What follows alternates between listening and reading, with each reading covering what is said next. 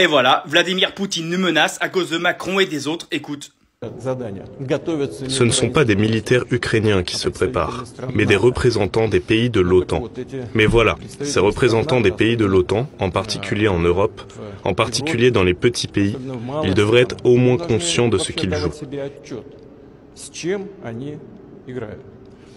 Ils doivent garder à l'esprit qu'il s'agit généralement d'un petit pays avec une population très dense.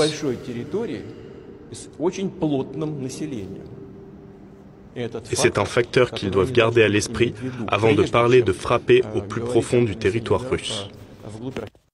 Il réagit à la levée des restrictions qui interdit aux Ukrainiens d'utiliser les armes occidentales qu'on leur fournit pour attaquer le sol russe. Mais vu que la Russie a des bases militaires dans lesquelles ils tirent des missiles depuis Belgorod, donc qui est pas très loin de Kharkiv, ou Kharkov comme on dit, ou Kharkov, je sais pas comment on dit, eh ben, voilà, on leur autorise maintenant à attaquer le sol russe. Donc Poutine, il a dit, un petit pays avec une position très dense. Il parle de qui? Il parle de la France avec notre poudre de perlimpinpin là qui nous sert de président.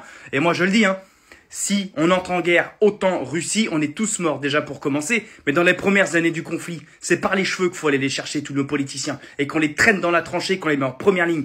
Eux, ils vont aller se faire crever.